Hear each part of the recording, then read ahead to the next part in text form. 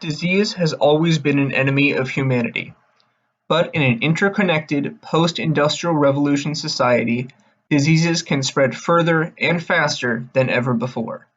There is no better example of how a pandemic can devastate the entire world than the flu of 1918.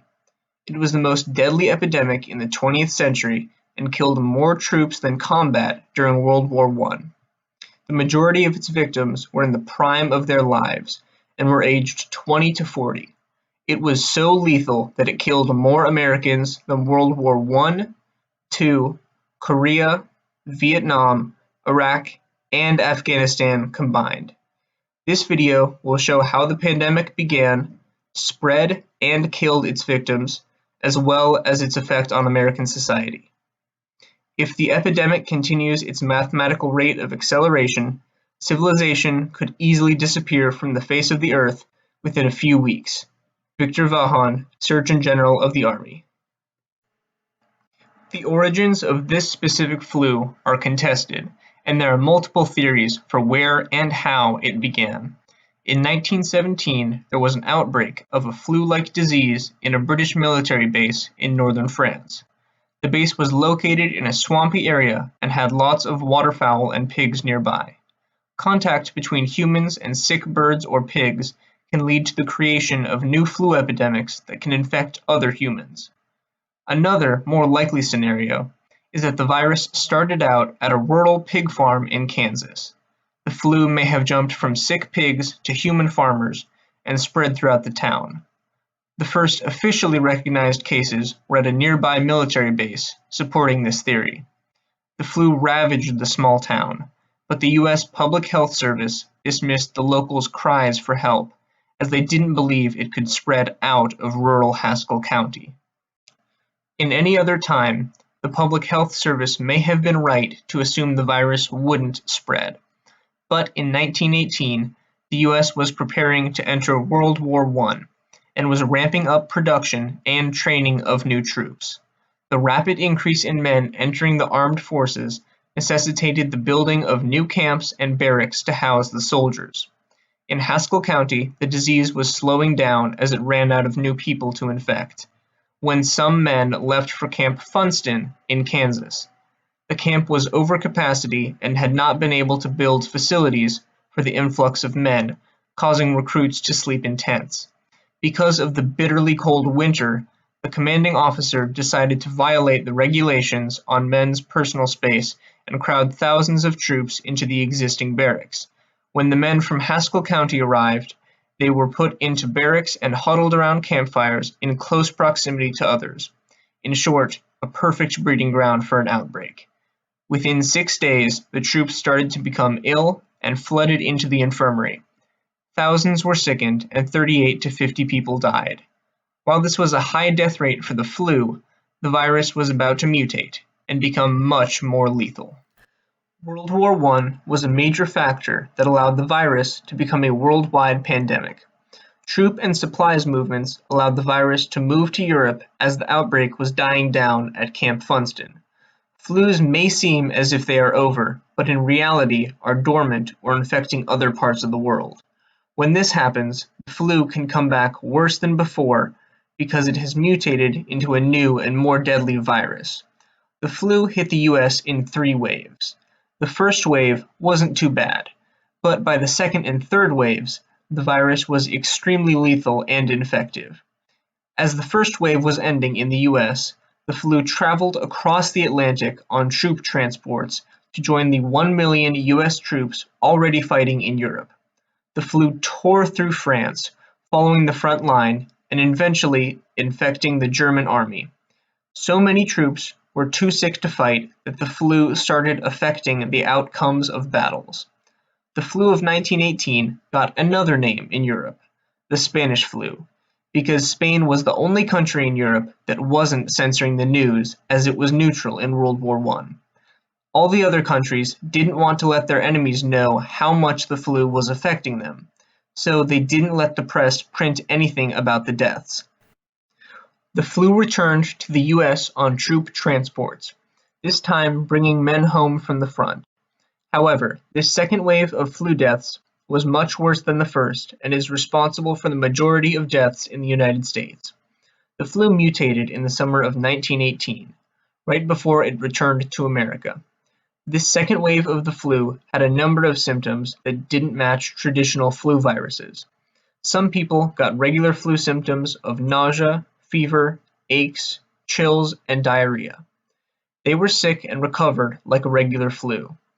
Others were sick for a longer time and died after secondary infections like pneumonia or bronchitis set in. However, some had such strange symptoms that doctors believed the new outbreaks couldn't be the flu, as the symptoms didn't match. Some of the less deadly traits included fever-induced hallucinations and coughing attacks so severe that victims tore their abdominal muscles. When autopsied, the victims' lungs were so badly damaged that they looked similar to the lungs of those killed in the war by poisonous gases. One symptom had never been seen before by physicians. Little puffs of air would escape from torn and damaged lungs and be trapped under the skin, creating tiny pockets. One nurse described the sound of a victim moving as a bag of Rice Krispies. A condition called cyanosis emerged, where victims would become so oxygen-starved that they turned blue or even black, causing some to name the flu the Blue Death. Once people started turning blue, they wouldn't survive more than a few hours. Another reason the flu was so terrifying was because it could kill so rapidly. There are many reports of victims dying within hours of showing their first symptoms.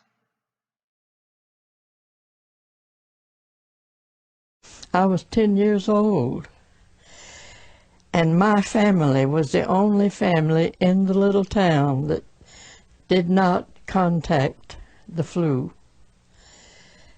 Therefore, my parents became automatic nurses. They nursed every family in town, and one family in particular was outside of town limits. My father and Uncle Eli, whom we called his manservant, dug a common grave and buried 3 people in it: mother, father, and a young daughter.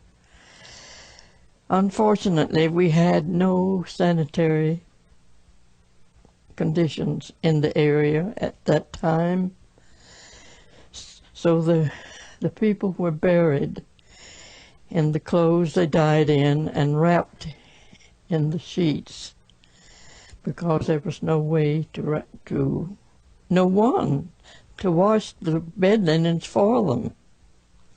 So they were buried in a common grave. I do not remember a single church burial caused by the Asian flu. It was prevalent. The greatest problem, of course, was getting medication. Only had one doctor, Dr. Andres, a wonderful man. He did the best he could. We had no penicillin, no sulfur, nothing to treat that dreadful disease. Of course, there was wagon loads of sick people lined up at his front door all the time. If you loaded a sick person whom you could no longer help and put them in a wagon, which is what most transportation was, put them in that vehicle and take them to Dothan, to a hospital, that chances are that patient would be dead when they got there. Okay, if it wasn't, there would be no room. The rooms would be filled.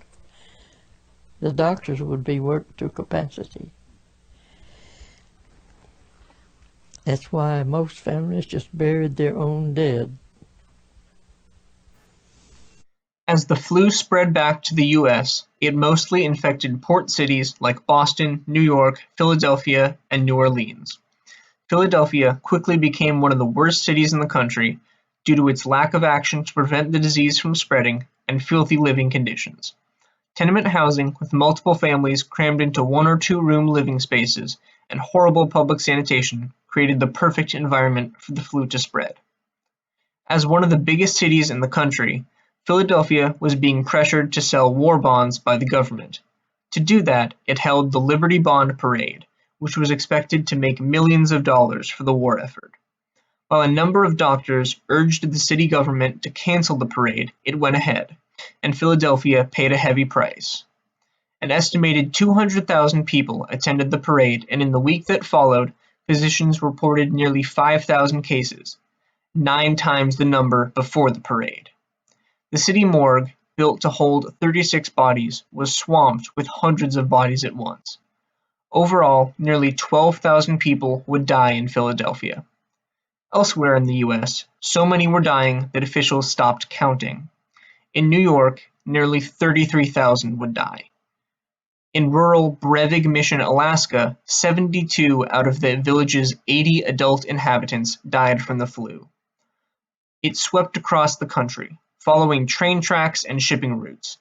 Some small towns attempted to self-quarantine and prevent travel in and out, but trains still stopped to deliver supplies and passengers, making isolation efforts useless in most cases. Some cities, however, listened to doctors' warnings and imposed social distancing restrictions on their populations. Combined with greater organization and planning for keeping the city running even under lockdown, led to much lower death rates in cities like San Francisco, St. Louis, and Chicago. Cities that ordered social distancing later and for shorter periods of time tended to have higher peak and overall death rates, while cities that had acted early and kept these measures in place longer fared much better. In all, the flu of 1918 would kill an estimated 20 to 50 million, making it the deadliest disease of the 20th century. The Spanish flu changed the world, and new safety procedures were put in place to prevent such a deadly pandemic from happening again. These new regulations included recognizing that nursing was a critical service, making clean drinking water widely available, and realizing that the government could play a much bigger role in preventing diseases. The flu spread through close contact, much like today's coronavirus.